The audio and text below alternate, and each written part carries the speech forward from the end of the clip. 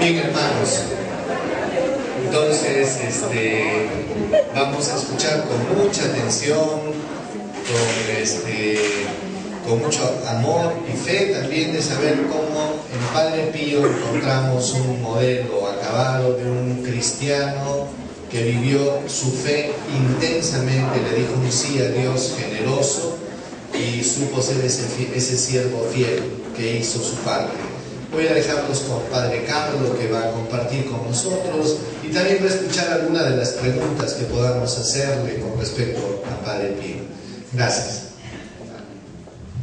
Bueno, buenas tardes a todos. Ya comimos en misa, ¿no estaban en misa?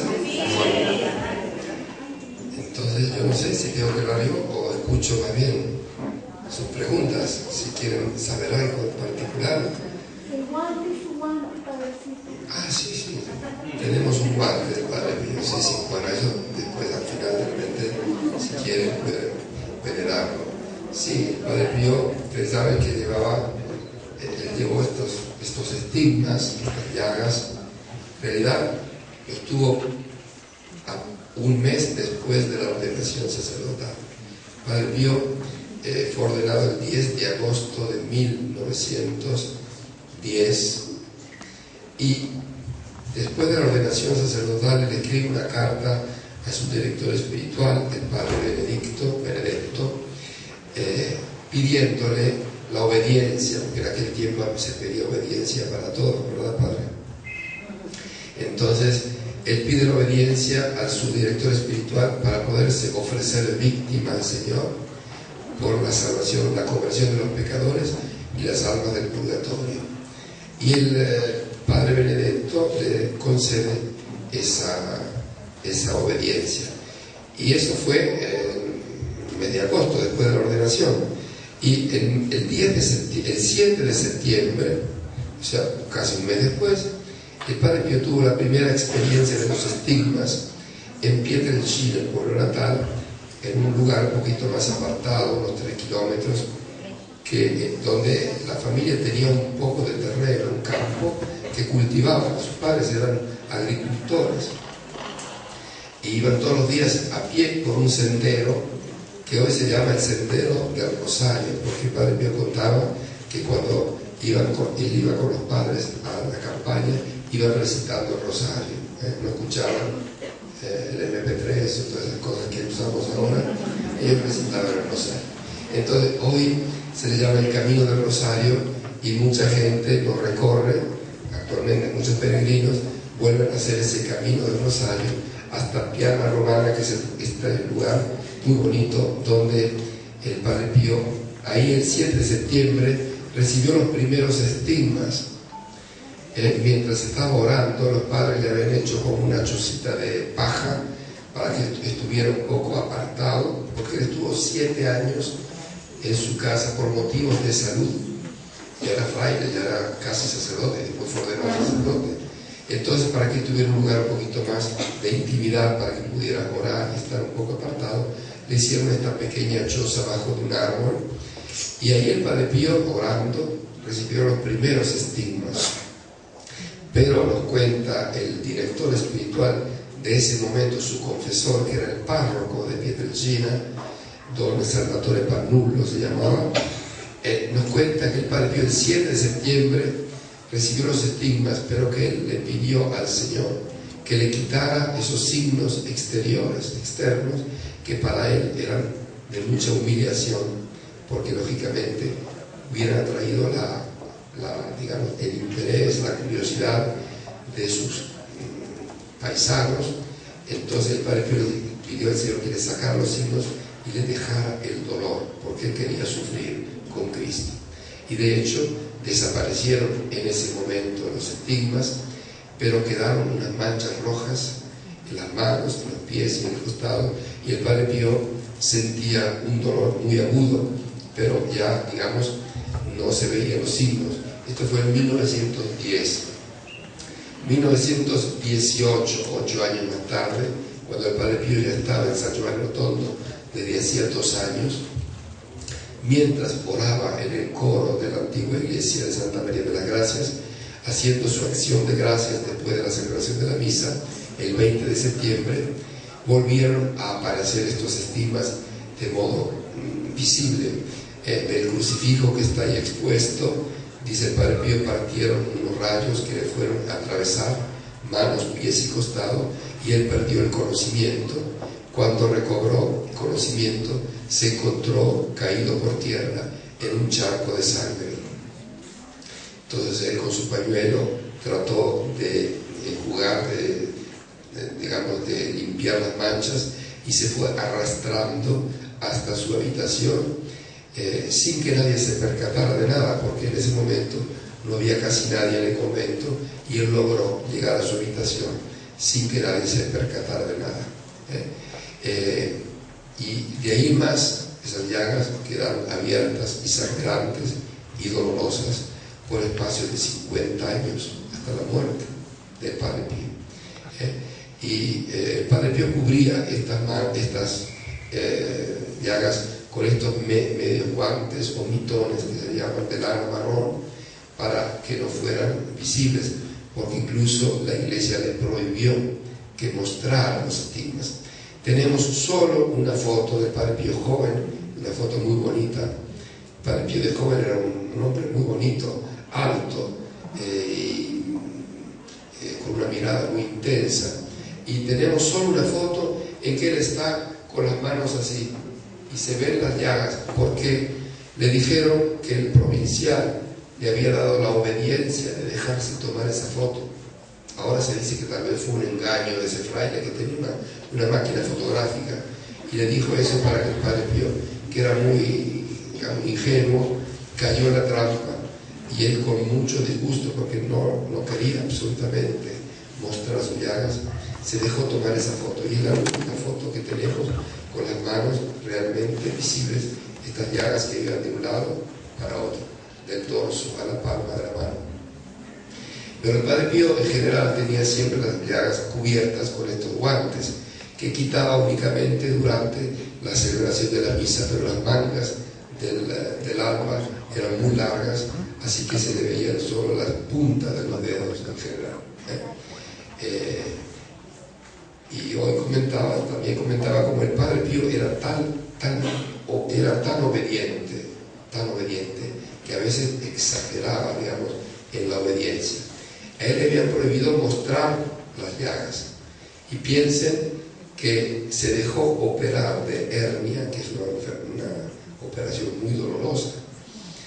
Se la hicieron en el convento, en una habitación que un poco, digamos, hicieron como una especie de enfermería los médicos.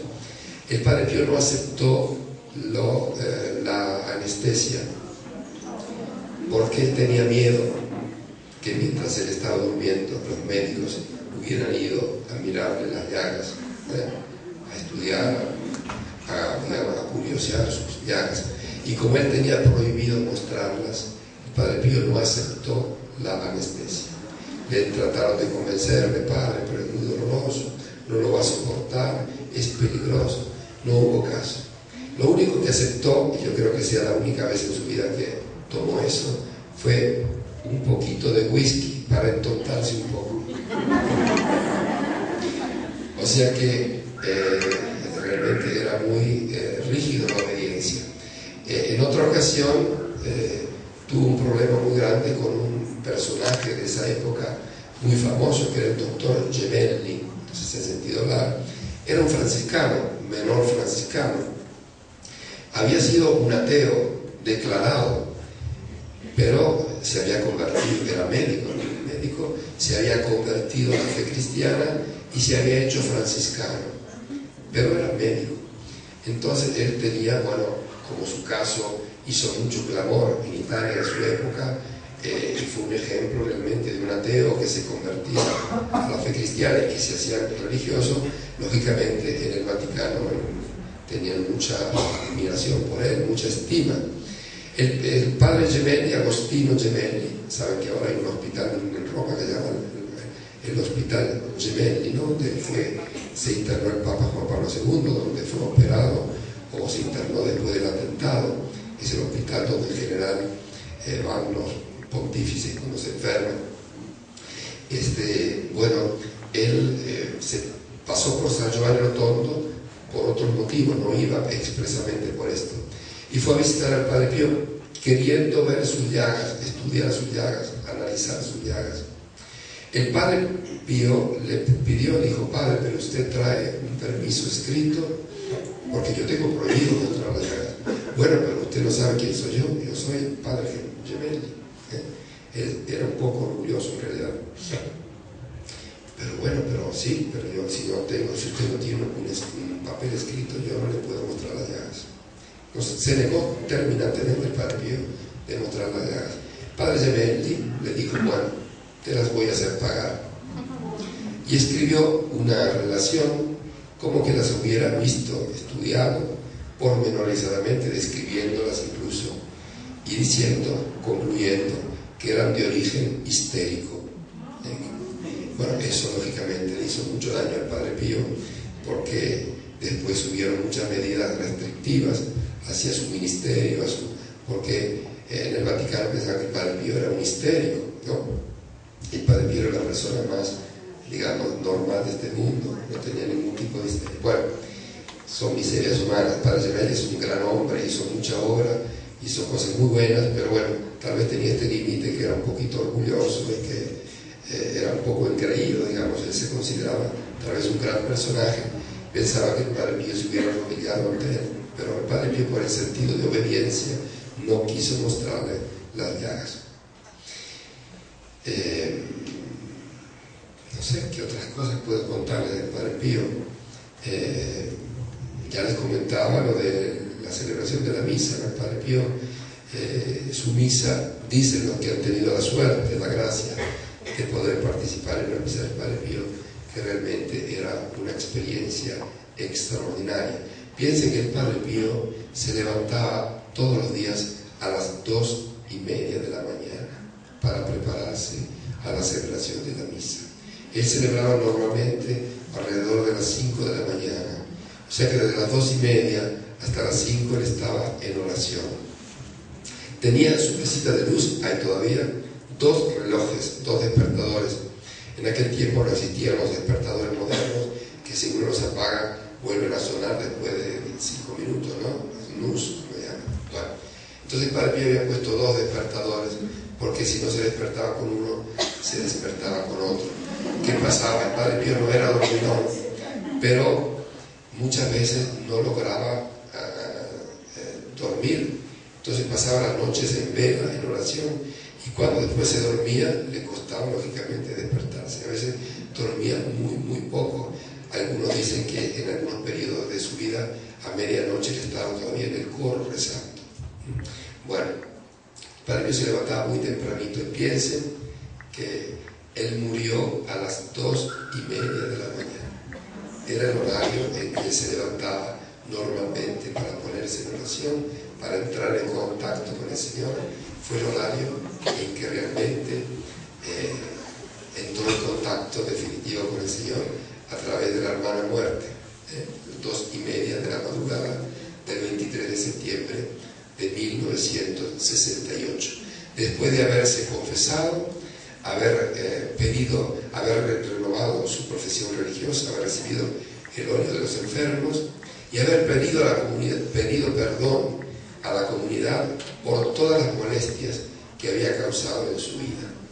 Y debemos decir que había causado muchas molestias en realidad, pero pobre, no porque no quería ser, sino porque su vida fue realmente, complicó la vida de los frailes, de la comunidad, porque era un fraile muy, muy especial, muy carismático. Pero bueno, el Padre Pío murió serenamente diciendo: Jesús, María, Jesús, María, Jesús, María, hasta que se fue apagando. Bueno, el cuerpo del Padre Pío fue inhumado, fue sepultado en una cripta. No sé si algunos de ustedes han estado en San Giovanni Rotondo, la cripta antigua del convento, una cripta muy bonita, franciscana, de estilo muy franciscano. Allí fue colocado el cuerpo del Padre Pío, donde permaneció por espacio de 40 años, hasta que se procedió a la exhumación en el 2008. El Padre Pío no quería ir ahí. no quería ir.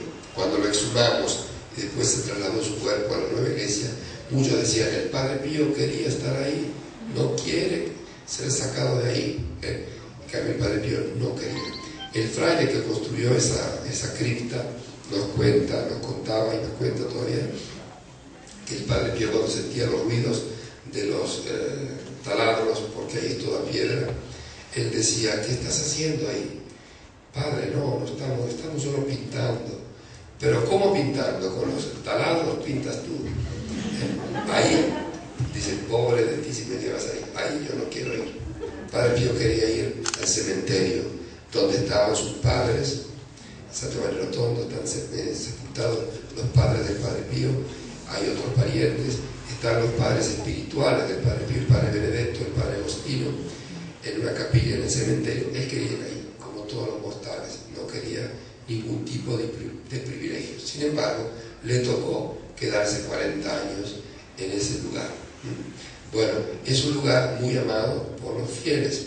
Ahí ha estado Juan Pablo II, en 1987, cuando fue en peregrinación a San Giovanni Rotondo. Estuvo orando ante la tumba del Padre Pío, apoyando una mano sobre un bloque de piedra que había sobre la tumba. Estuvo por espacio de 10 minutos rezando en silencio. Estuvo también Madre Teresa de Calcuta ahí orando, y muchas otras personalidades, y sobre todo millones de fieles a lo largo de 40 años han orado ante esa tumba. Y queda una hora, aunque el Padre Pío ya no está ahí, queda como un lugar muy entrañable para todos los fieles que siguen yendo ahí a orar y dejan sus peticiones, dejan sus ofrendas, dejan fotos, porque se siente aún ahí la presencia del Padre Pío, a pesar de que su cuerpo ahora ya está expuesto en la nueva iglesia dedicada a él, Basílica de San Pío de Pietrelcina. La relación de Juan Pablo II con el Padre Pío es muy interesante, muy bonita.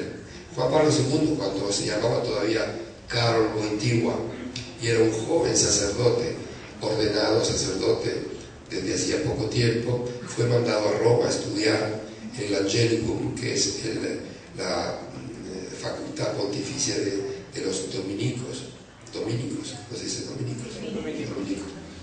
En Roma. Él estudiaba ahí y quiso ir donde el Padre Pío a conocerlo. Era un joven, tenía 28 años, joven sacerdote, y se confesó con el Padre Pío.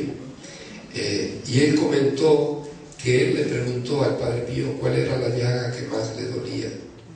Y el Padre Pío le dijo, la llaga de la espalda derecha me duele mucho, es muy dolorosa. Pero él se quedó, dice, la espalda derecha.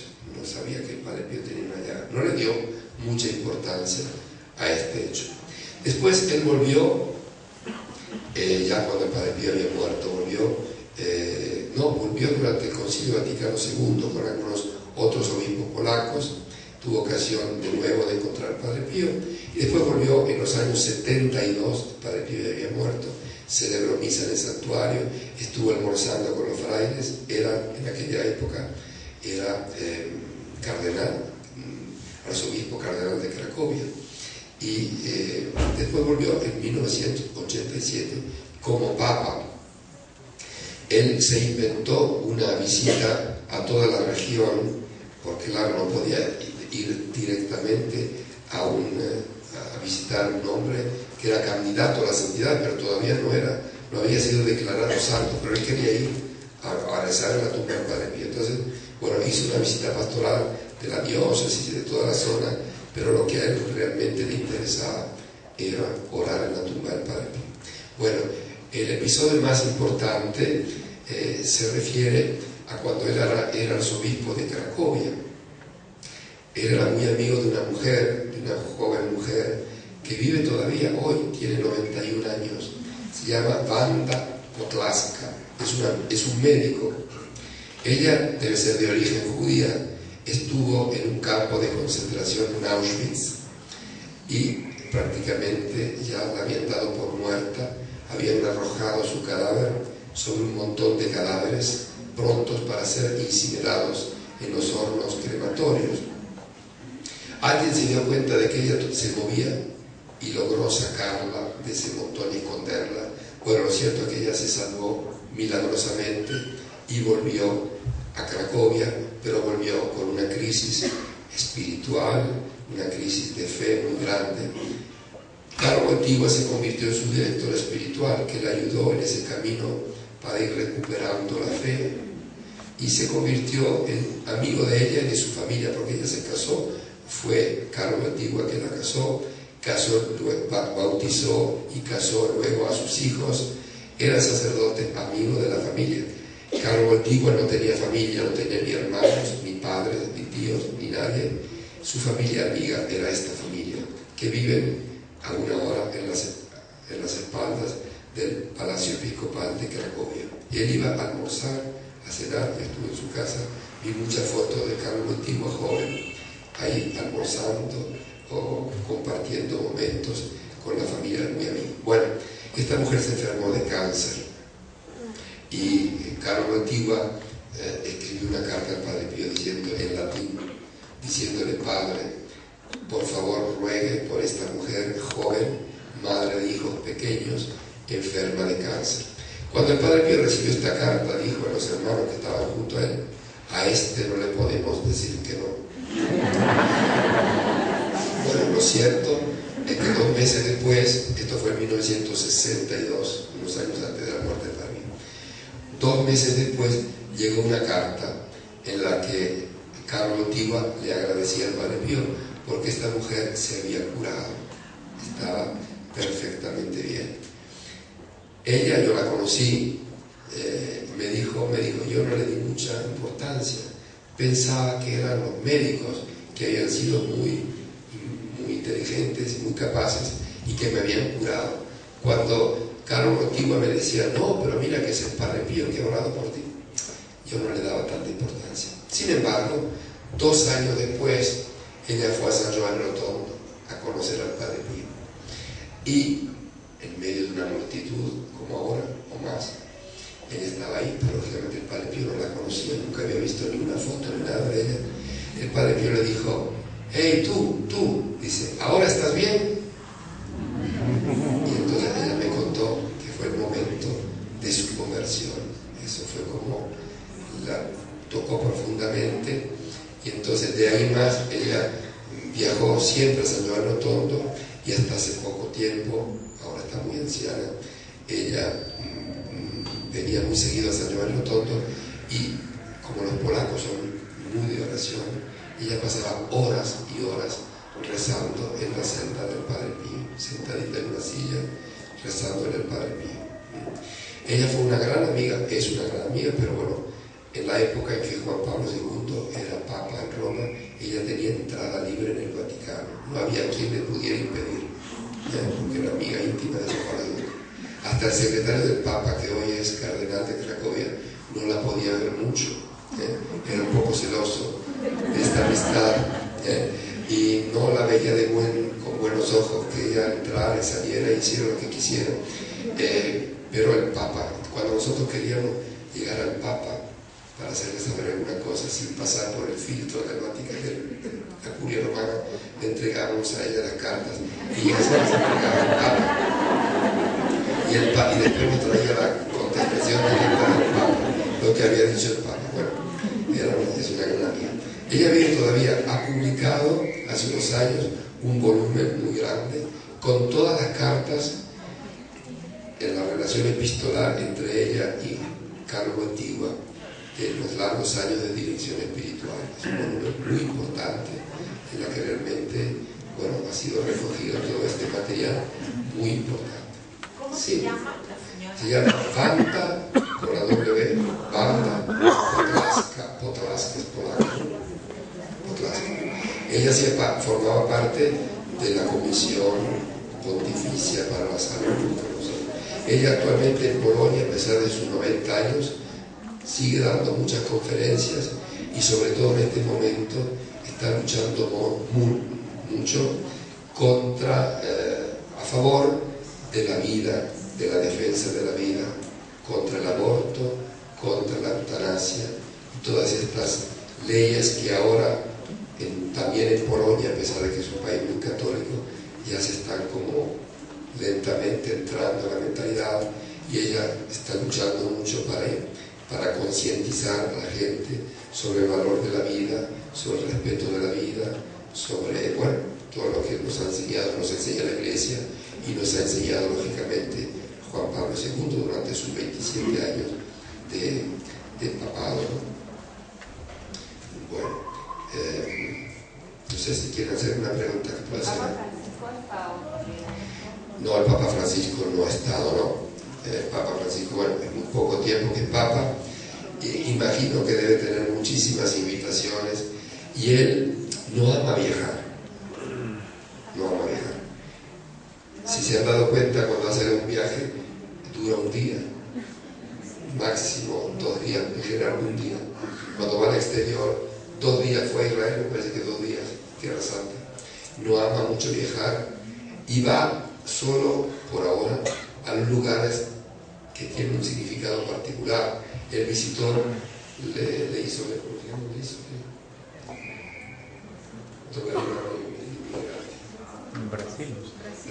la de Lampedusa, que es una isla que está en el sur de Sicilia, casi más cerca de África que de Italia, y donde desembarcan los refugiados que se escapan de sus países africanos en busca de un porvenir mejor, y donde han muerto miles, cientos en el mar, ¿no? Porque tienen que pagar para viajar en estas embarcaciones que les llaman las carretas del mar, porque son condiciones muy, muy precarias, y muchas veces se hunden, o estos que hacen el tráfico de hombres los hunden cuando están en peligro, hunden a la gente que viaja, o sea, que han muerto. Entonces el Papa ha ido ahí como, digamos, un sentido de solidaridad con el sufrimiento de toda esa humanidad que llega ahí a Europa, huyendo de la miseria, de las guerras, de las persecuciones. Bueno, entonces va a esos lugares un poco claves, digamos, así, desde este punto de vista de sufrimiento. Le han invitado, el obispo nuestro lo ha invitado, él ha dicho que sí. Pero él tiene una relación buena con el Padre Pío.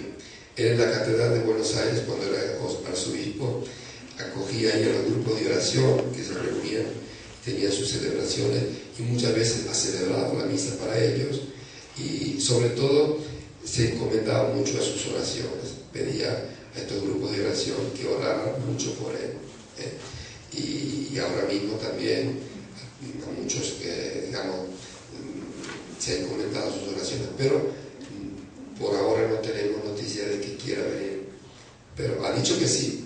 Ahora no sé si le dicen sí a todos y después no cumple, pero es que debe tener muchas invitaciones, y por otra parte tiene una salud bastante precaria, tiene problemas de salud, tiene solo un pulmón, tiene problemas del nervio ciático, camina a veces un poco rengueando, tiene sus casi 80 años, en fin, no es Juan Pablo II cuando a los 58 años lo hicieron Papa, ¿no? Entonces, bueno.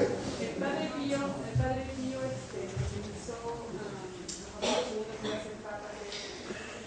Eso se comentó sobre todo después del atentado al Papa Juan Pablo II. Se comentó que el Padre Pío, en una visita que él hizo durante el Concilio Vaticano II con otros obispos y otros sacerdotes polacos, a San Giovanni Rotondo, que el Padre Pío le hubiera dicho que iría a ser Papa en la sangre.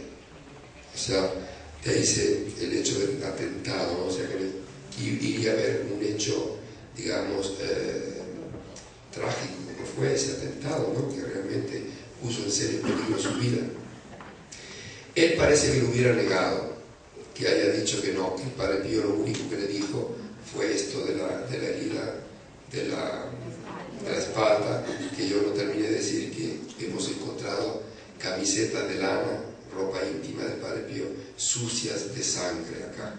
O sea que realmente el Padre Pío tenía una llaga, tal vez no era permanente, tal vez eran los días viernes o durante el Cuaresma o en algunos periodos particulares, pero el Padre Pío ahí tenía una llaga que él dijo que era la más dolorosa.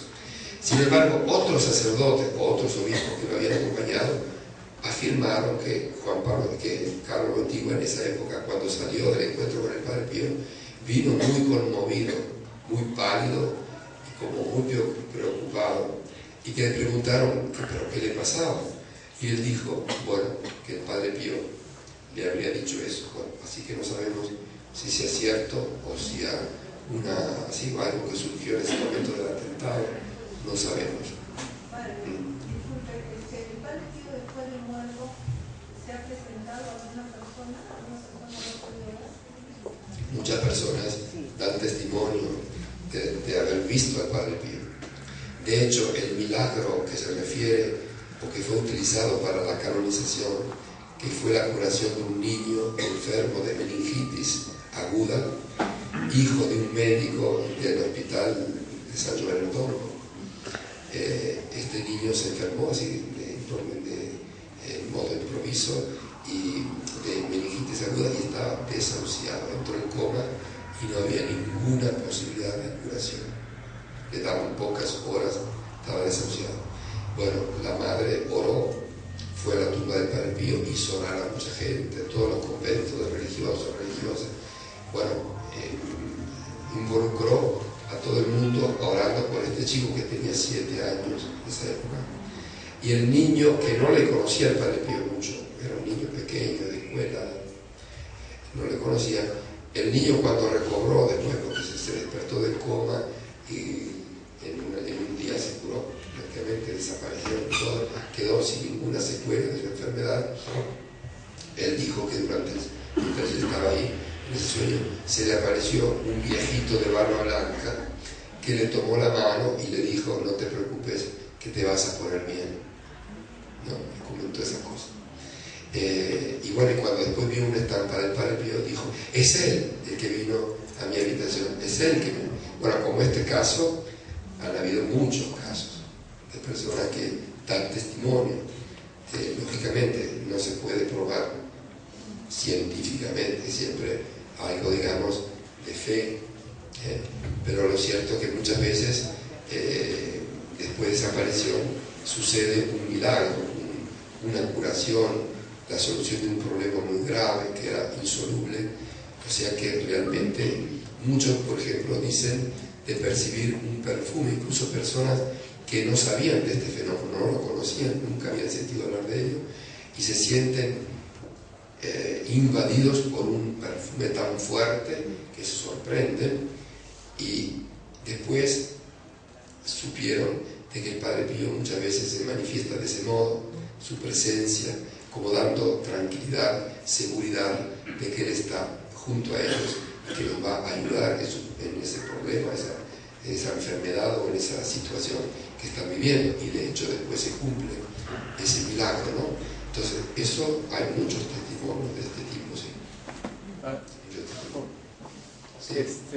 El Padre Pío, cuando fue desenterrado, presentaba incorruptibilidad corpórea, ¿no? Quisiera saber yo... Sí, bueno, no era incorrupto. No. El Padre Pío tuvo 40 años enterrado en un cajón, digamos, en un nicho, o ¿cómo se llama? Sí, un nicho, que había sido construido ahí. Le comentaba yo que él decía: no me vayan a poner ahí, por favor, que yo ahí no quiero ir. Bueno, resulta que esa cripta y digamos, el sepulcro había sido terminado el día antes en que murió el Padre Pío. Estaba todavía fresco la cal, estaba fresca, había sido incluso bendecido.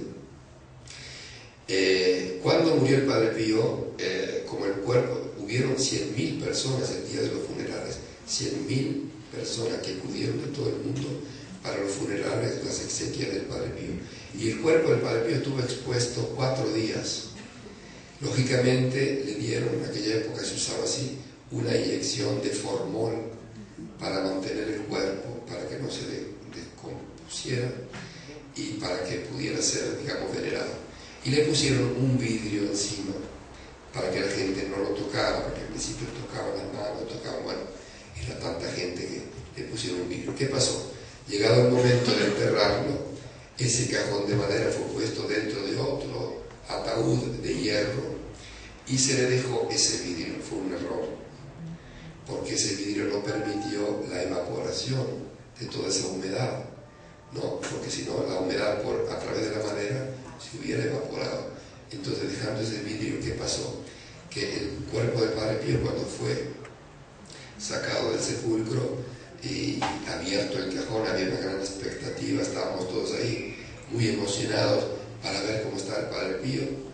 Muchos decían, no, el Padre Pío ha sido asunto al cielo, ¿no? Éramos fanáticos, solo la Virgen María ha sido asunto al cielo. Bueno, lo cierto es que nosotros esperábamos encontrar al Padre Pío. El vidrio estaba todo cubierto de como se dice, de vaho, que no permitía ver lo que había atrás del vidrio, porque toda esa humedad se había, estaba en el vidrio. Cuando después este vidrio yo no lo vi, porque esto lo hacía, había una comisión y una serie de médicos mandados por el Vaticano que iban a hacer todo ese proceso de exhumación, que estuvo un largo proceso químico de tratamiento, en fin. Eso se hacía en una habitación cerrada, con doble llave, con sellos.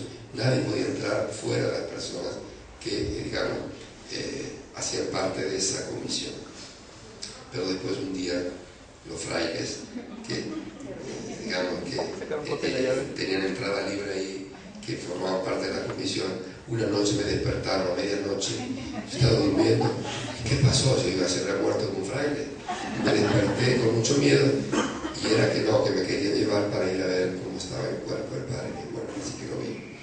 Bueno, el Padre Pío estaba flotando en el agua, flotando en el agua. O sea, dentro del cajón había agua desde hacía 40 años. Entonces, lógicamente, el cuerpo no podía estar intacto, ¿no? Hubieron muchos daños, partes en que estaba muy bien conservado. Tenía, por ejemplo, la piel en el rostro casi perfecta, tenía la barba, tenía las cejas, pero le faltaba, por ejemplo, la parte acá de la nariz, o lógicamente los ojos. Había partes que estaban descarnificadas, se dice, me parece. Otras partes que había la carne como rosada, como que estuviera viva. Se había un poco de todo. Pero el médico, digamos, mandado por el Vaticano, el doctor Nazareno, dijo que estaba bastante bien. O sea, que si se hubiera hecho unos años antes, lo hubiéramos encontrado mejor. Pero que si se hubiera postergado otros años más, tal vez no hubiéramos encontrado nada, porque hasta los huesos se hubieran disueltos en el agua. Así que, digamos, el cuerpo fue tratado con productos químicos, con todo, y bueno, y ahora está conservado muy bien dentro de una urna de vidrio con un gas particular que no permite la formación de gérmenes o de bacterias y que, digamos, asegura una conservación por muchos años intacto, digamos, sin que haya posibilidad de corromperse de algún modo, ¿no? Está conservado. Claro, el rostro está cubierto por una máscara de cera, porque no era muy bonito para verse, digamos, cómo había quedado. Pero, digamos, el cuerpo está bien conservado, bien conservado. ¿Y se puede ver algo de las llagas? No, las llagas, no. Las llagas del Padre Pío fueron desapareciendo gradualmente, paulatinamente, unos meses antes de su muerte. Cuando el Padre Pío murió, no tenía absolutamente nada. Las manos, los pies encostados, tenía la piel como la piel de un niño. Tenemos las fotos. Ni siquiera cicatriz, nada. Y eso es aún más milagroso, porque una llaga deja cicatriz. El Padre Pío tuvo esas llagas por 50 años sin que se decompusieran, sin que, digamos, una llaga tiende a, digamos, a formar la pus, nada, nunca, eso no, quedaron por 50 años siempre abiertas, sangrantes, y cuando llega la muerte, cuando su misión ya estaba terminada, esas llagas fueron desapareciendo. De hecho, los frailes, cuando el Padre Pío fue expuesto, le dejaron los guantes para no sorprender, para no causar sorpresa, o alguien podría haber dicho que no tenía nada, que no había tenido nunca llagas. Pero el hecho es más sorprendente, más milagroso, justamente porque no dejó ninguna atrás. Y muchos decían, han interpretado esto como una profecía de la resurrección, ¿no? Del cuerpo que participa, que viene, transfigurado a imagen del cuerpo de Cristo, ¿no? O sea que nuestro cuerpo se renueva, está destinado a la gloria.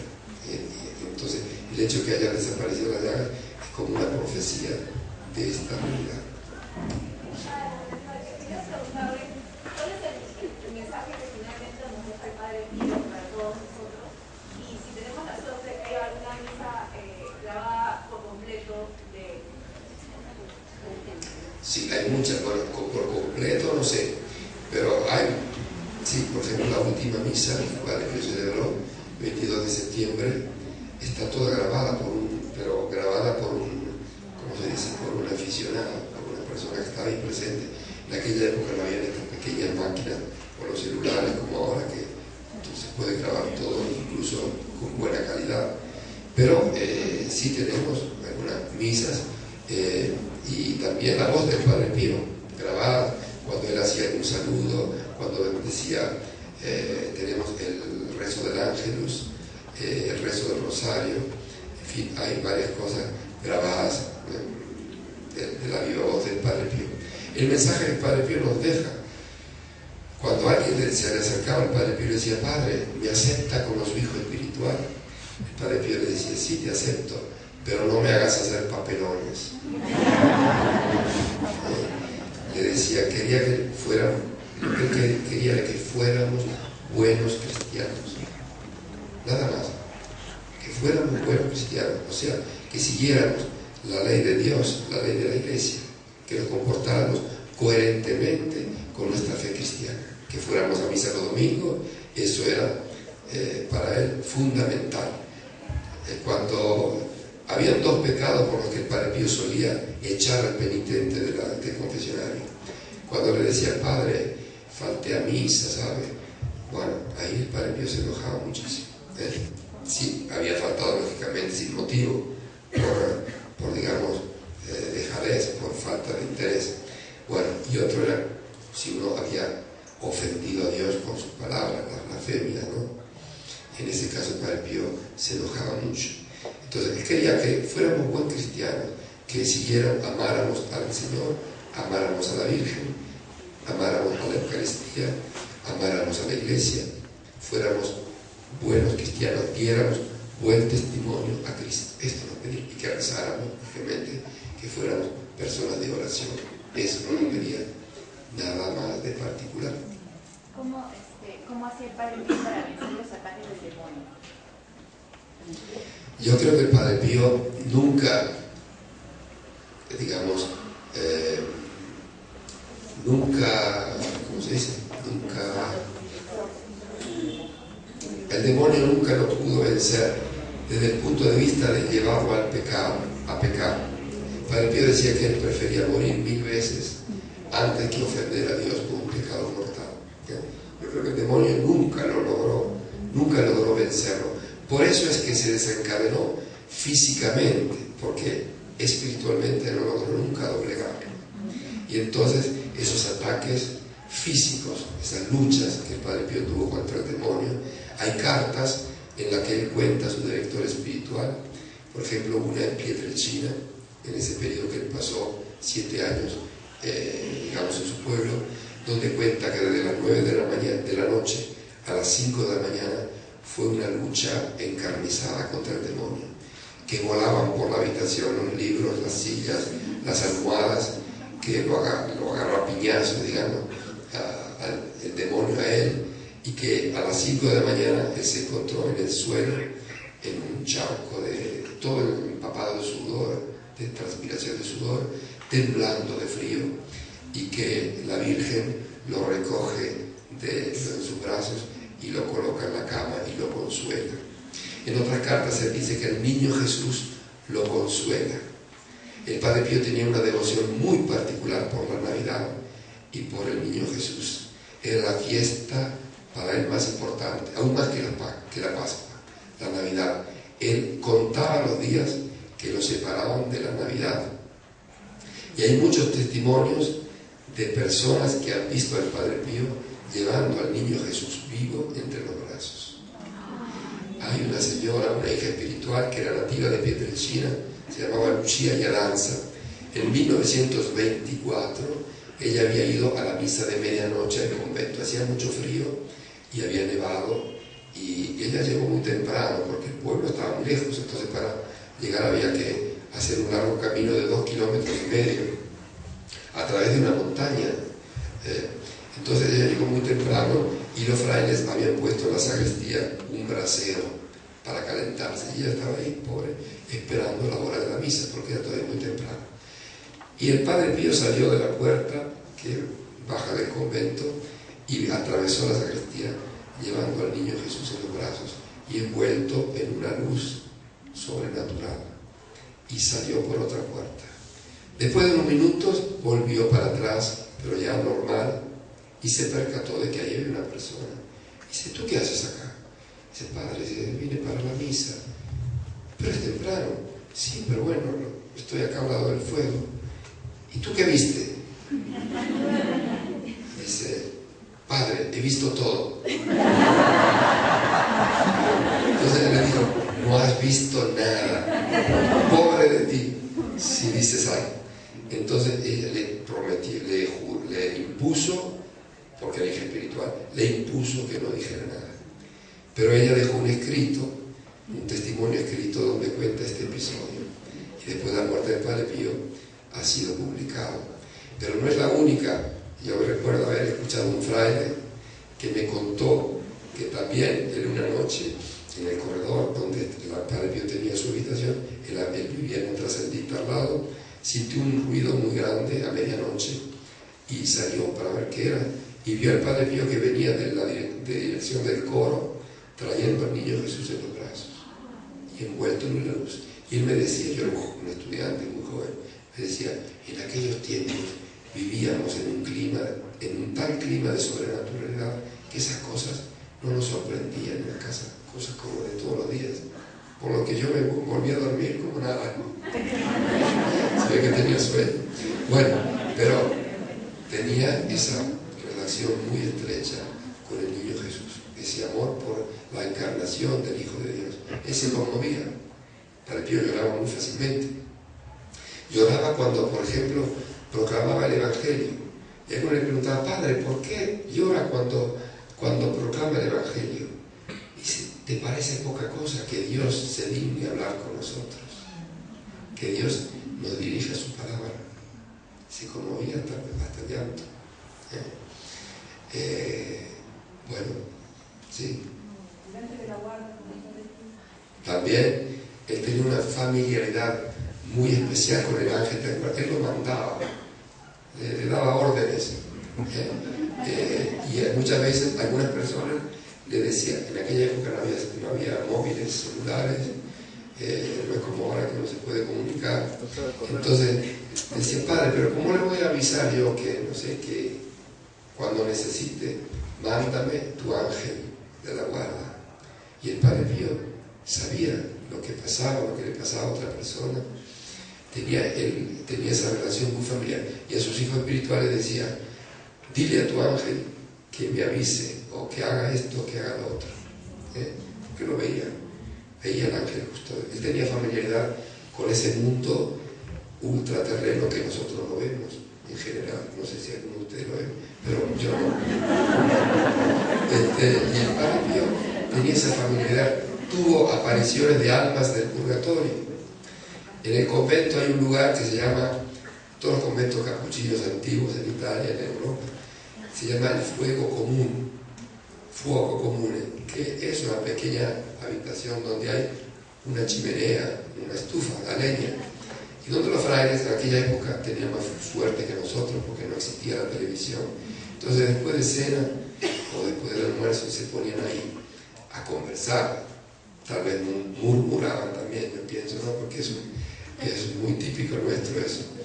Entonces, bueno, una vez el Padre Pío estaba ahí solo y se le apareció un señor muy anciano y le dijo: yo me llamo, no me acuerdo cuánto, me llamo así, morí en este convento, porque ese convento después en 1866, en Italia las órdenes religiosas fueron expulsadas de los conventos, el gobierno se apoderó de todos los edificios religiosos.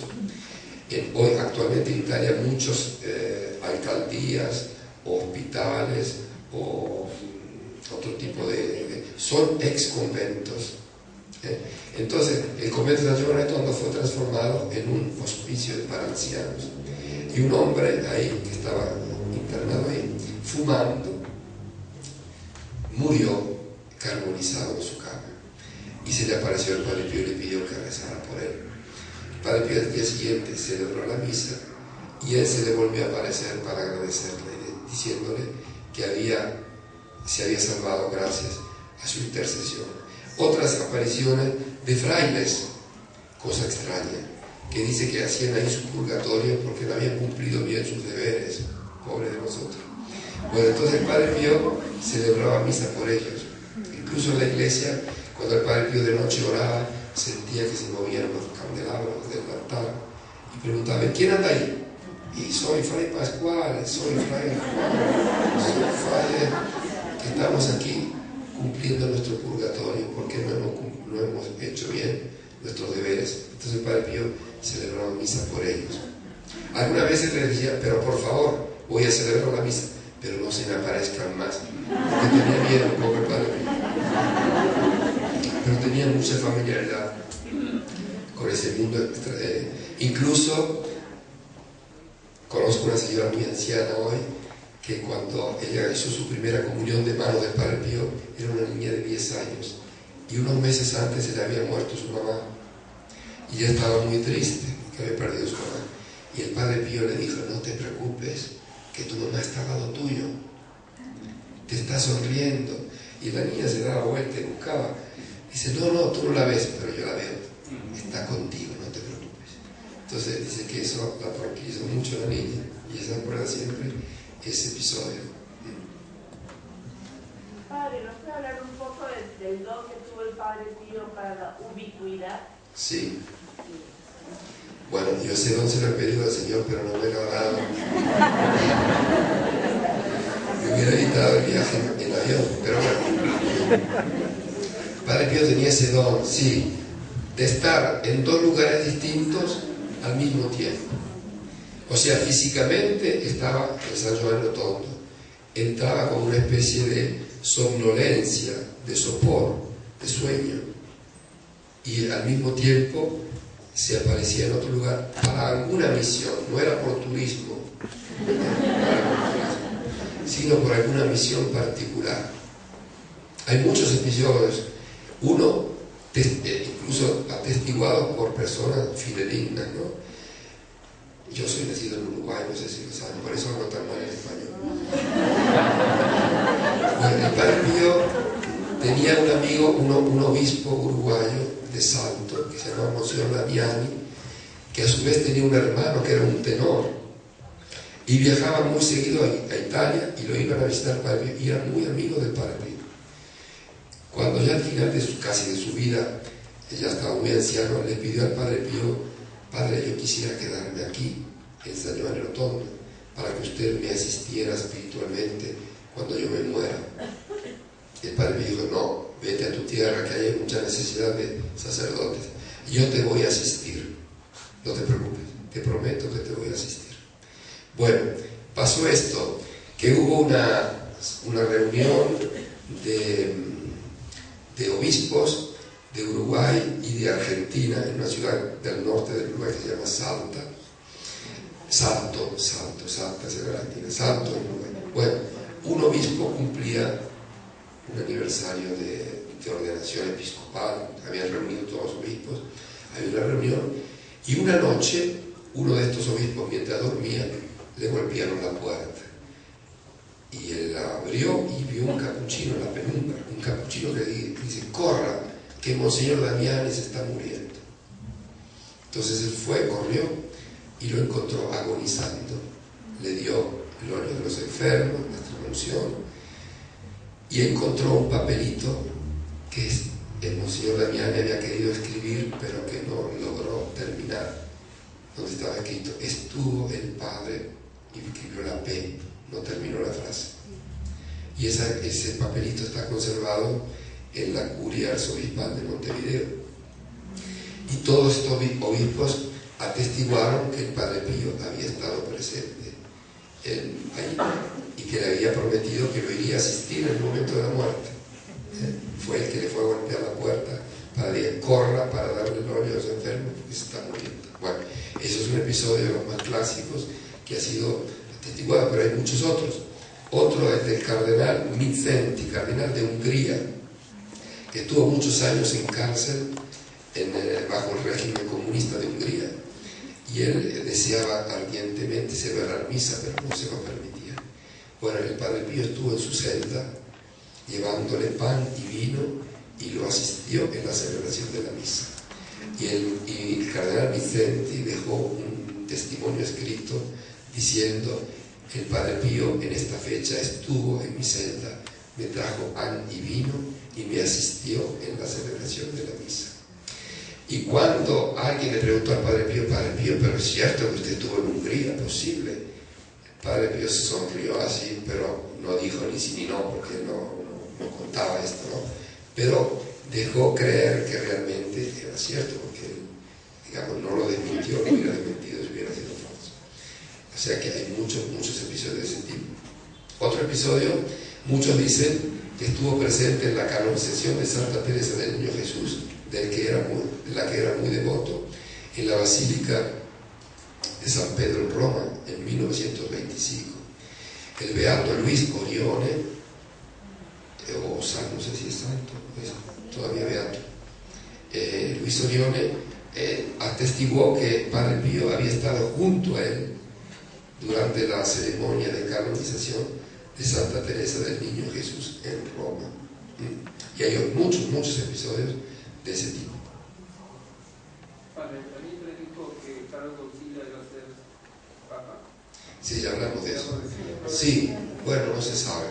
Hay una duda porque parece que el Papa lo haya negado.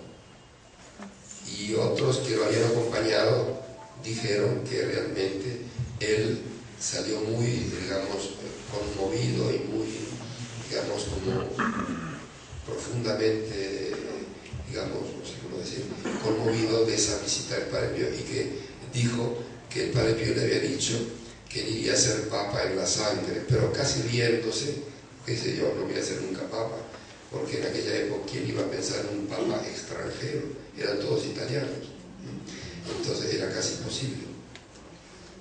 Pero en otros textos se dice que el Papa lo haya negado, así que no sabemos bien si puede haber sido cierto o no. Padre, ¿hay una oración preferida que ore el Padre Pío? Oración preferida, no sé, el Padre Pío, bueno, la oración preferida del Padre Pío era el rosario. El Padre Pío rezaba el rosario. Yo creo que él tenía un don, pienso yo, el don de una oración del corazón, de una oración como un poco como el peregrino ruso, si se ha leído ese texto, esa oración: Señor, ten misericordia de mí, esa repetición continua que, aunque uno esté haciendo otra cosa, en su mente, en su corazón está siempre sumergido en la oración. Ese don de la oración del corazón, yo creo que el Padre Pío la tuviera. Por eso es que él decía, estaba siempre recitando rosarios, pero incluso mientras se ocupaba de otras actividades como la confesión, otras actividades, él estaba siempre en oración.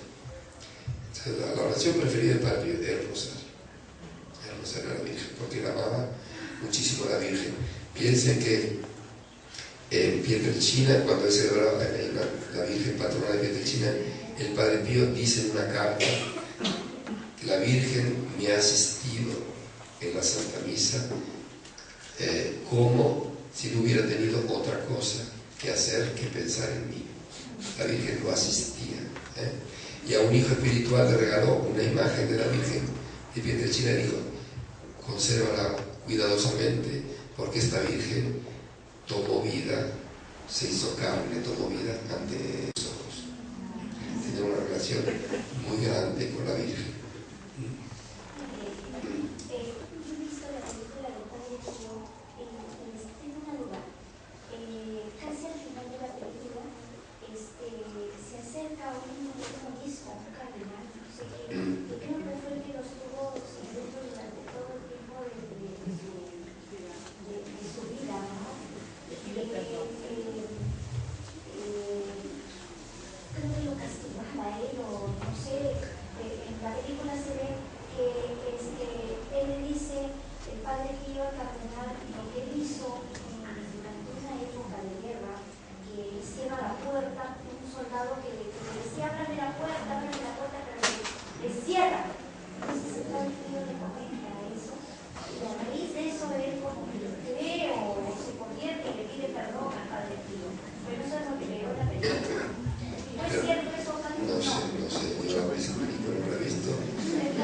las películas muchas veces tienden a...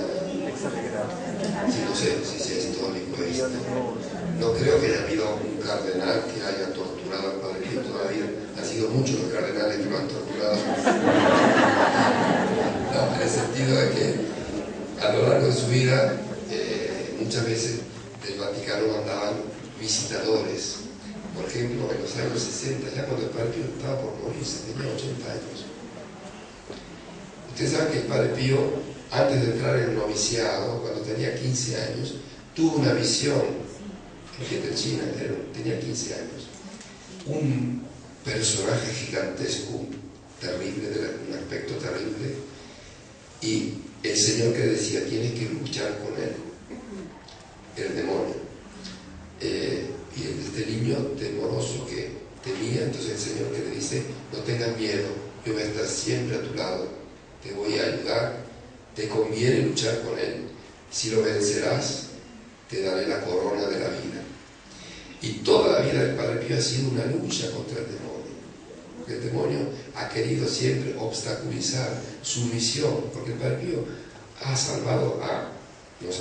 ha reconciliado tantos pecadores con Dios. Entonces el demonio esto lógicamente no lo podía aceptar y trató de todos los modos, digamos, de obstaculizar su obra, su misión, incluso, digamos, engañando a muchos, incluso eclesiásticos, digamos. Entonces, no sé quién me preguntó.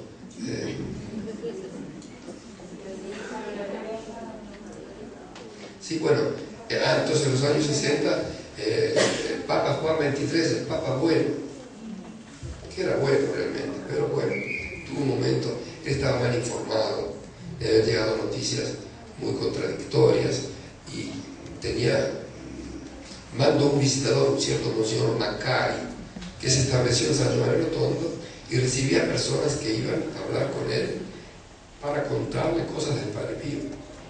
Y había personas que le decían disparates, que le decían calumnias, y él tomaba todo por oro colado, digamos. Entonces, piense que una mujer, que era una hija espiritual del Padre Pío, que como suele suceder, no sé si acá sucede, pienso que no, muchas veces cuando hay un sacerdote y hay muchas hijas espirituales, hay hijas espirituales que se ponen celosas, porque parece que el padre prefiere más a una que a otra. No pasa, no sé si acá no. Bueno, al Padre Pío le pasó eso. Y entonces una hija espiritual que estaba un poco celosa porque decía que el Padre Pío le prestaba más atención a otra hija espiritual, fue donde este monseñor y le dijo, monseñor, yo le voy a contar una cosa, que yo tengo relaciones sexuales con el Padre Pío. Todas las noches nos encontramos en la iglesia. Él me abre la iglesia y yo entro a escondidas y nos encontramos. El Padre Pío no se mantenía en pie, imagínense. Tenía 80 años, tenía las llagas. Solo una persona muy incauta podía creer una cosa de ese tipo. No, entonces fíjense que hasta la muerte al Padre Pío le pusieron trabas, porque este monseñor, después que tiene el Vaticano, tomaron medidas medidas restrictivas. Tenía que decir la misa a un cierto horario, otro día otro horario, no tenía que durar más que media hora, o sea, era todo controlado. El Padre Pío no podía confesar a las mujeres, tenía que confesar a las mujeres en público, ante la vista de todos. A los hombres los confesaba en la sacristía. En aquella época no había problema de gay, evidentemente. Entonces, a los hombres los confesaban en la sacristía. Bueno, pero a las mujeres tenía que ser en público, por todo este motivo. Bueno, piense que el Padre Pío celebró los funerales de esta hija espiritual. El Padre Pío supo que esta mujer lo había ido a calumniar y que muchas de las medidas restrictivas que de ahí en más le impusieron y que lo hicieron tanto sufrir habían sido causa de esta mujer que había hecho esa mentira, ¿no? Y el Padre Pío celebró sus funerales llorando por ella. Hizo un elogio fúnebre del camino espiritual que esta mujer había hecho y de grandes obras, porque habrá hecho obras buenas en su vida, no todo era malo. O sea que la perdonó desde el profundo de su corazón, a pesar de todo el daño que esta mujer le había hecho. Así que a lo largo de su vida no ha habido un obispo o un cardenal que lo haya torturado, sino que en los distintos años del Vaticano mandaban algunos para cuando tuvo problemas con varios, porque claro, él era un hombre muy carismático y la iglesia mira siempre con recelo cuando hay un personaje así, porque puede haber engaño y la gente se puede engañar, entonces lo ponen a prueba para ver si es auténtica. Pero el Padre Pío ha demostrado, digamos, su fidelidad en el hecho que nunca se ha revelado, que aceptó siempre la obediencia, incluso cuando era injusta. Nunca se defendió, dejó que fuera el Señor que lo defendiera. Nunca se reveló, nunca dijo me voy, si las cosas están así me voy para mi casa. No, quedó ahí en su lugar, cumpliendo su misión, sufriendo injustamente, hasta que el Señor, digamos, puso en claro su inocencia. Y siempre amando a la iglesia, jamás profirió una palabra de crítica o de rebelión, o digamos, contra el Papa, contra los obispos o contra la iglesia.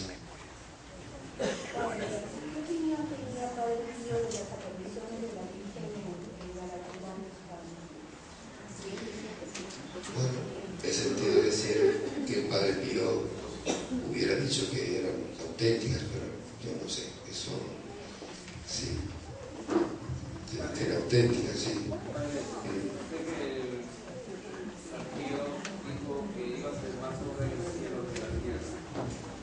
Y las veces que yo lo invoco, se lo pido, ¿no es cierto? También le digo que no tiene tiempo que le mande un presbítero, no importa. Sí, bueno, esto no es una cosa que el Padre Pío haya escrito, lo habrá dicho alguien, así, que voy a hacer más bullicio cuando estar en el cielo del que he hecho en la tierra. Es probable porque a distancia de 40 y pico de años que murió el Padre Pío, sigue su presencia muy viva y su devoción se ha difundido en todos los continentes. Piensen que en San Giovanni Rotondo a veces llegan grupos de japoneses, de chinos, de cualquier lugar del mundo, de países de África, que uno no sabe cómo ha llegado ahí la devoción al Padre Pío. De todas partes del mundo, o sea que la devoción se ha difundido de un modo milagroso. No es que los capuchinos hayan hecho propaganda o hayan puesto, digamos, no, incluso en lugares donde no hay capuchinos, el Padre Pío es conocido, es amado, hay devoción por él. O sea que realmente él se ha movido, digamos, no está con las manos en los bolsillos, digamos, sino que realmente, yo digo lo que le dije al final de la misa, lo que el Padre Pío, el Señor no le niega nada, porque él no le ha negado nada al Señor. Pero eso nos puede pasar también a nosotros, Si nosotros no le negamos nada al Señor, el Señor no nos niega nada. O sea, si estamos dispuestos a cumplir su voluntad, aunque sea muy difícil, el Señor después nos recompensa, dándonos, concediéndonos lo que le pidamos. Por otra parte, el Señor ha dicho, no todo lo que pidáis a mi Padre, en mi nombre, Él os la concederá. Así que yo creo que es la palabra del Señor. Padre, ¿no puede hablar un poco de Cleonice? Cleonice Morcado, dice, bueno, era una hija espiritual del Padre Pío, una mujer que vivió muy cercana al Padre Pío y que el Padre Pío, digamos, guiaba espiritualmente, y ha vivido una vida de entrega total, digamos, al bien, a las obras de bien. Ella era una maestra de escuela. Y bueno, no tengo detalles particulares de su vida, pero es una de las hijas espirituales mejores del Padre Pío. Yo conozco más bien otra hija espiritual que se llamaba María Pyle, Mary Pyle, que era originaria de los Estados Unidos. No me acuerdo de qué ciudad. Ella era de una familia muy rica, de la nobleza bueno, no me acuerdo de qué región. Bueno, era una familia muy noble, de familia protestante. Ella era bautista, de religión bautista. Ella sabía muchos idiomas y era la intérprete, la traductora de María Montessori. María Montessori fue una pedagoga italiana que inventó un método de enseñanza moderno en aquella época. O sea, enseñar a hacer aprender no a través del castigo, sino haciendo que la educación fuera interesante, que el niño se apasionara. O sea, poniendo al niño al centro de la educación. Era un método modernísimo en esa época. Ella fue la primera mujer médico en Italia, la primera mujer que entró en una facultad de medicina donde todos eran hombres, y luchó contra ese prejuicio. En aquella época una mujer que entraba era vista como, bueno, se recibió de médico, pero después se dedicó a la enseñanza, dejó la medicina y se dedicó a la enseñanza sobre todo para niños con problemas mentales, con problemas, y daba conferencias en todo el mundo, y esta María Pai la acompañaba y traducía sus conferencias, porque hablaba inglés, francés, español, italiano.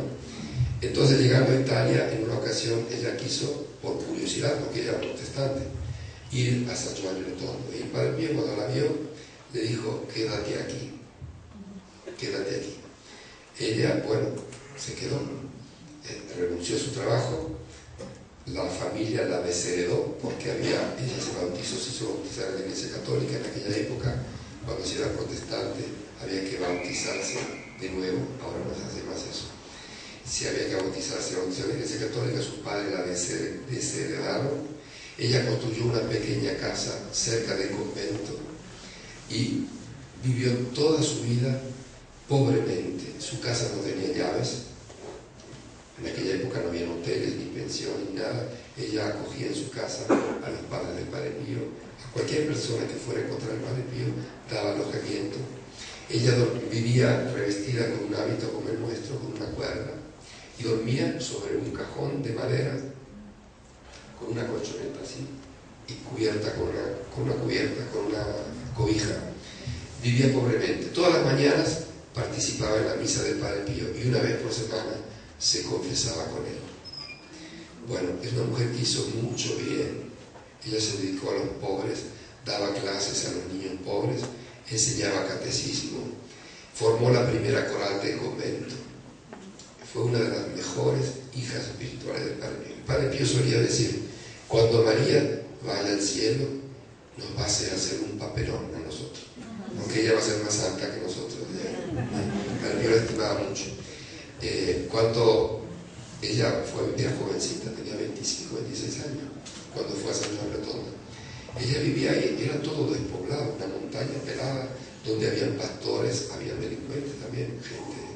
Entonces, ella tenía miedo, vivía con otras jóvenes que compartían su experiencia de vida, eran 2 o 3. El Padre Pío le dijo: no te preocupes, yo la voy a proteger, pero tenía miedo. Cuando la casa todavía no estaba totalmente terminada, faltaba alguna ventana, alguna cosa, una noche sentían pasos en el jardín y tenían miedo. Entonces abrían la ventana y decían: ¿quién anda por ahí? No se sentía nada. Cerraban la ventana, volvían los pasos. ¿Quién anda por ahí? Nada. Entonces María Pai un día agarró, esa noche agarró un balde de agua y tiró un balde de agua por la ventana y ya no se sintió más nada. Bueno, al día siguiente, a las 5 de la mañana, va a la misa, y después de la misa se acerca al Padre Pío y dice: Padre Pío, esta noche tuvimos tanto miedo, sentíamos pasos en el jardín. Yo después agarré un balde de agua y se lo tiré. Dice: sí, qué linda cosa que hiciste, que me empapaste todo. Era el que estaba velando por esa hora. En esa casa murieron los padres del Padre Pío. El Padre Pío nunca volvió a su pueblo, nunca. Entonces, de cada tanto, venían los padres, una vez la madre, una vez el papá, para pasar unos días con el hijo. Entonces participaban en sus misas. Su mamá, él era muy apegado a su mamá. La mamá quería besarle las manos al Padre Pío, como hacían todas las personas, y el Padre Pío no le permitía. Entonces ella se mezclaba entre la gente para ver si lo agarraba distraído, y cuando iba a besarla, el Padre Pío le sacaba la mano. Le decía: son los hijos que deben besar las manos a las madres, y no las madres a los hijos. Entonces cuando el Padre Pío se daba vuelta y se iba, La madre se arrodillaba y besaba donde el Padre Pío había puesto los pies. Ella murió ahí porque fue a pasar las Navidades en 1929 y hacía mucho frío. Ella se vestía como las campesinas de Pietrelcina, con una camisita blanca siempre impecable, un pañuelo blanco en la cabeza, y le quisieron dar un abrigo, un tapado, no sé, un abrigo. Ella no quiso porque decía: yo no soy una gran señora, soy una pobre campesina. Se agarró una pulmonía y estuvo varios días en agonía. El Padre Pío iba a visitarla a esa casa, le daba de comer, la asistió. Bueno, pobrecita, murió.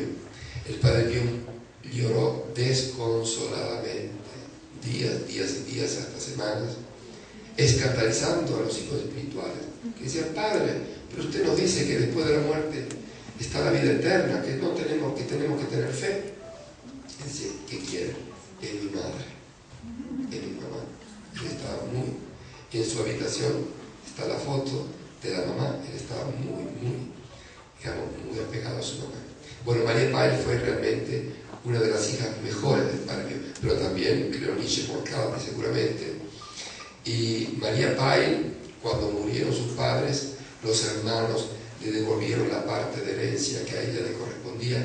Ella quiso construir un convento de capuchinos en Pietrelcina, en el pueblo natal del Padre Pío, que cuando el Padre Pío nació no había conventos ahí, y entonces ahí ahora hay un convento que fue seminario y fue construido, costeado los gastos por María Pail, que quiso hacer ese regalo al Padre Pío. El Padre Pío nunca lo vio físicamente, pero él dijo que lo conocía, así que se supone que hubiera estado de bilocación. En ese caso fue por turismo, volvió a su pueblo para conocer el convento de Pietrelcina. Bueno, tal vez ya es tiempo. Ay, ratito, dígame. Una pregunta: ¿cómo nacen los nidos de oración para los niños? Porque aquí no tenemos.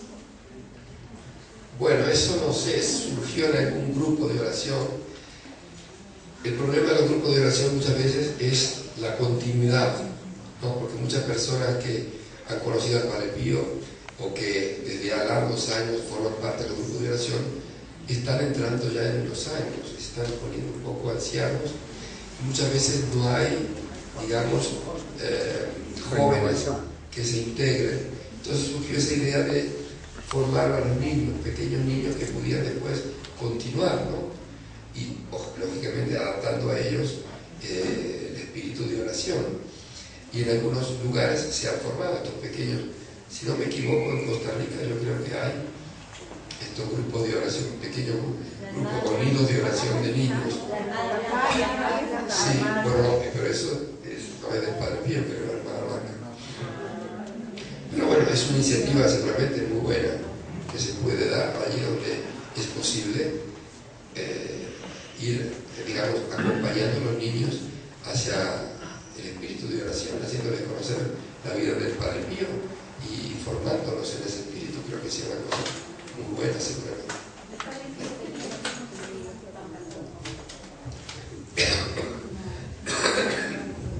Tenía las 5 llagas y San Francisco tuvo los estigmas 2 años antes de la muerte, 1224, en el monte Albernia, mientras estaba haciendo una cuaresma en honor del arcángel San Miguel, el que era muy devoto.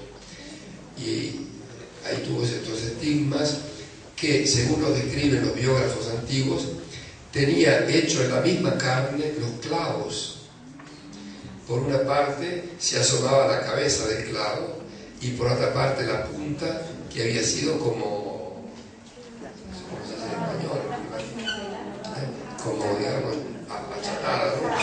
Y lo mismo en los pies, digamos, en el dorso del pie se asomaban las cabezas de los clavos, hecho en la misma carne.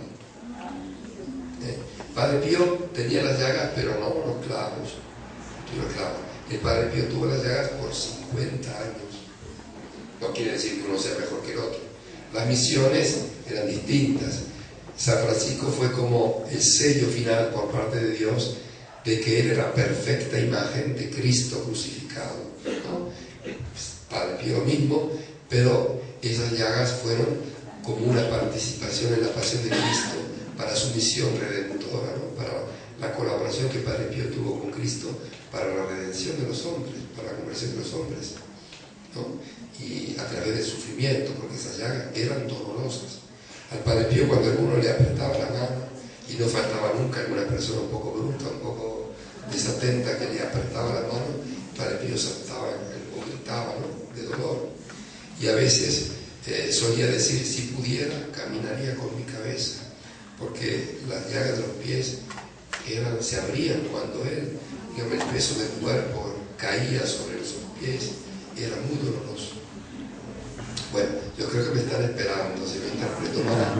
Así que vamos a concluir aquí. Le voy a hacer una bendición con la imagen del Padre Pío.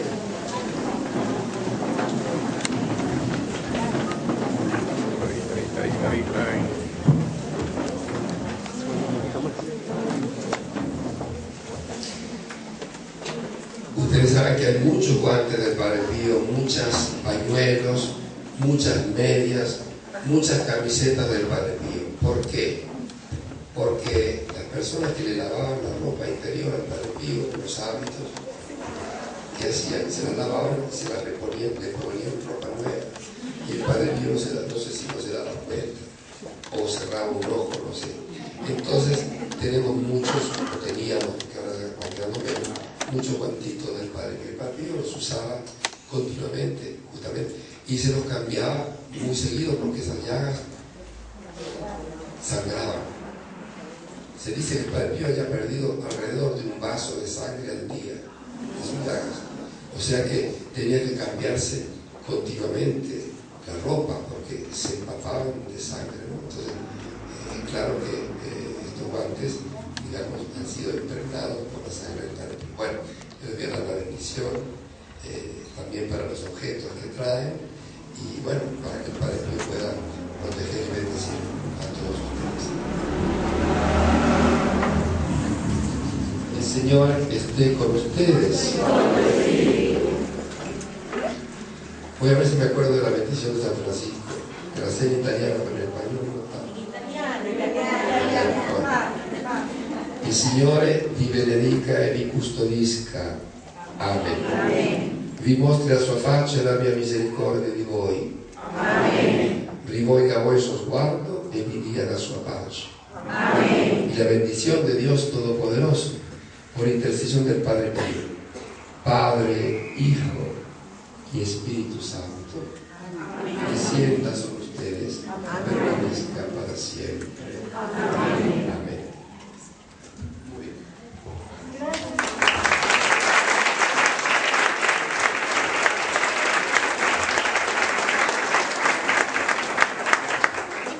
Agradecemos al Padre Carlos esta visita, esperamos que se repita, es la primera vez que viene, pero nos ha dado mucha alegría tenerlo aquí y esperamos que esta visita también incentive el crecimiento y el nacimiento de nuevos grupos de oración del Padre Pío.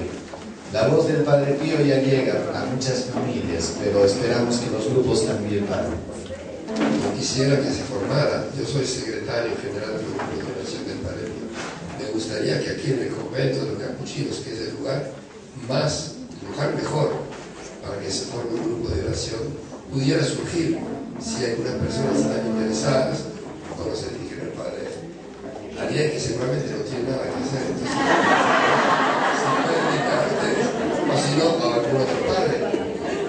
Se necesita un sacerdote que sea guía espiritual del grupo. Bueno, si tienen interés, se comunican con el centro de grupo de oración del Padre Pío del San Giovanni Rotondo, le mandamos todo el material necesario y después los asesoramos cómo poder ir procediendo. Pero sería bueno que aquí en esta comunidad de capuchinos se forme un grupo de oración. Y entonces tendré la excusa para poder volver.